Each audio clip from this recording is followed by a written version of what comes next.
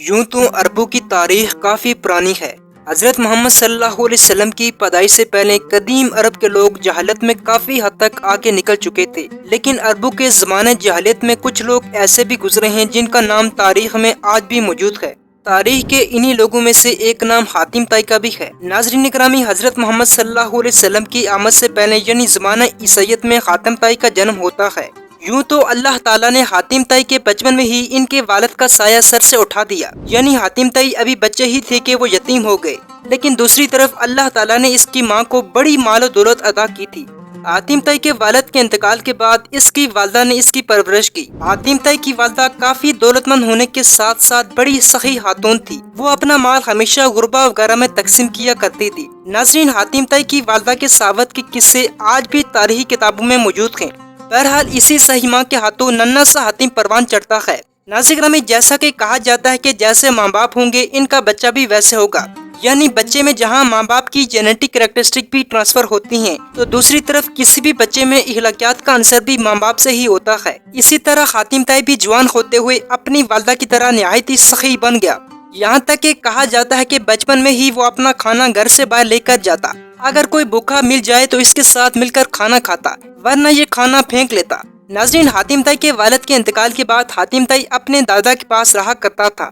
حاتم طائی کے دادا ابو سعد اس کی عجیب و غریب صحافت اور لوگوں کی بے حد مہمان نوازی کو کچھ پسند نہیں کرتے تھے۔ بہرحال ناظرین، یوں تو تاریخی کتابوں میں حاتم طائی کی صحافت کے واقعات اور اس کی مہمان نوازی کی داستانیں بڑی پڑی ہیں، جن میں سے ہم آپ کو ایک واقعہ آپ سے شیئر کرتے چلیں کہ ایک دن حاتم طائی کے دادا نے اسے اونٹوں کی نگرانی پر لگا دیا۔ حاتم طائی اپنے دادا کے کہنے پر اونٹوں کی اچھی طرح دیکھ بھال کرتا رہا۔ اونٹوں کی نگرانی کرتے ہوئے ایک دن ایک شخص اس کے پاس گزرا۔ اس نے حاتم طائی سے مہمان نوازی کا مطالبہ کیا تو حاتم طائی نے بغیر کسی دیر کے اونٹ ذبح کر دیا۔ حالانکہ حاتم طائی اس اجنبی شخص کو بالکل جانتا بھی نہیں تھا، لیکن جب انہوں نے اپنا نام عبید ابن البرس بتایا تو سارے اونٹ ان میں تقسیم کر دیے، جو لگ بھگ تقریباً 300 کے قریب تھے۔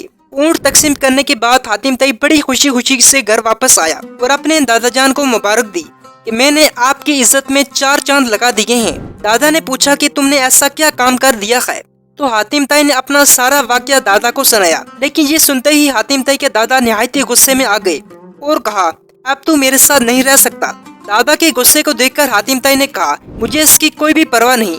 اس کے بعد حاتم طائی نے کچھ چند اشعار کہے، جس کا مفہوم کچھ یہ ہے کہ میں تنگ دستی اور ناداری میں لوگوں سے اجتناب کرتا ہوں اور مالداری کی حالت میں ان کے ساتھ مل جل کر رہ سکتا ہوں۔ بہرحال اس کے بعد حاتم طائی کے دادا نے اسے چھوڑ دیا، لیکن اس کے بعد حاتم طائی کی صحافت کے چرچے ہر جگہ مشہور ہونے لگے۔ ناظرین گرامی، حاتم طائی کی اسی صحافت کی وجہ سے اللہ تعالیٰ نے حاتم طائی کو ہر میدان میں کامیاب کیا، چاہے وہ پھر جنگ کا میدان ہو یا پھر شعر و شاعری کا۔ اللہ تعالیٰ نے حاتم طائی کو بڑے عزت و وقار سے نوازا۔ ناظرین گرامی، تاریخی کتابوں کے مطابق کہا جاتا ہے کہ حاتم طائی نے نورہ نامی عورت سے شادی کی، لیکن بعد میں اس نے یمن کے بادشاہ کی بیٹی سے نکاح کیا۔ ان دونوں بیویوں سے اس کے 3 بچے پیدا ہوئے، جن میں عبداللہ، صفانہ اور عیدی پیدا ہوئے۔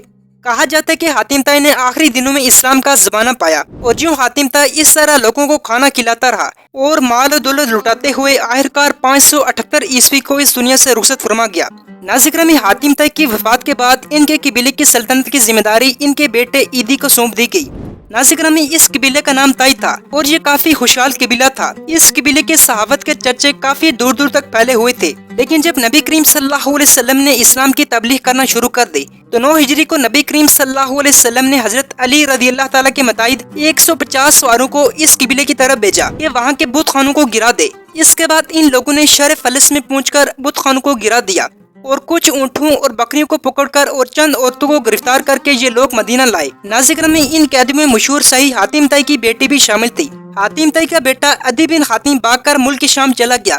اس کے بعد جب حاتم طائی کی بیٹی کو نبی کریم صلی اللہ علیہ وسلم کے سامنے پیش کیا گیا تو اس نے کہا، یا رسول اللہ، میں حاتم طائی کی لڑکی ہوں، میرے باپ کا انتقال ہو گیا ہے اور میرا بھائی عدی بن حاتم مجھے چھوڑ کر بھاگ گیا۔ میں صحیفہ ہوں، آپ مجھ پر احسان کیجئے، اللہ آپ پر احسان کرے گا۔ اس کے بعد نبی کریم صلی اللہ علیہ وسلم نے ان کو چھوڑ دیا اور سفر کے لیے ایک اونٹ بھی عنایت فرمایا۔ ناظرین گرامی، اس کے بعد یہ مسلمان ہو کر اپنے بھائی عدی بن حاتم کے پاس پہنچی اور اس کو نبی کریم صلی اللہ علیہ وسلم کے اخلاق نبوت سے آگاہ کیا اور نبی کریم صلی اللہ علیہ وسلم کی بہت تعریف کی۔ دوسری طرف نبی کریم صلی اللہ علیہ وسلم کے اعلیٰ اخلاق اور ان کی تعریفیں سن کر حاتم طائی کا بیٹا بہت متاثر ہوا اور بغیر کوئی امان طلب کیے ہوئے مدینہ حاضر ہو گئے۔ اس کے بعد لوگوں نے نبی کریم صلی اللہ علیہ وسلم کی بارگاہ میں یہ خبر دی کہ عدی بن حاتم آگ یاق ہے۔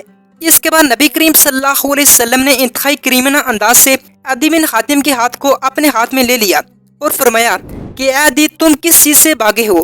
کیا لا الہ الا اللہ کہنے سے تم بھاگے؟ کیا خدا کے سوا کوئی اور معبود بھی ہے؟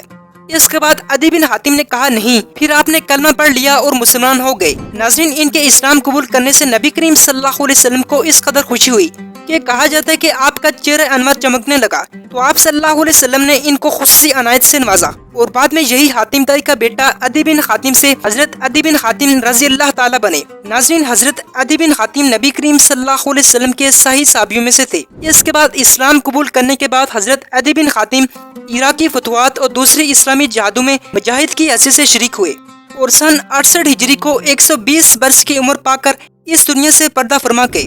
امید کرتا ہوں آپ کو اس ویڈیو میں بہت سی چیزیں جاننے کو ملی ہوں گی۔ اگر آپ ہمارے چینل پر نئے ہیں تو ہمارے چینل کو سبسکرائب کیجیے۔ تب تک کے لیے اجازت دیجیے، اللہ حافظ۔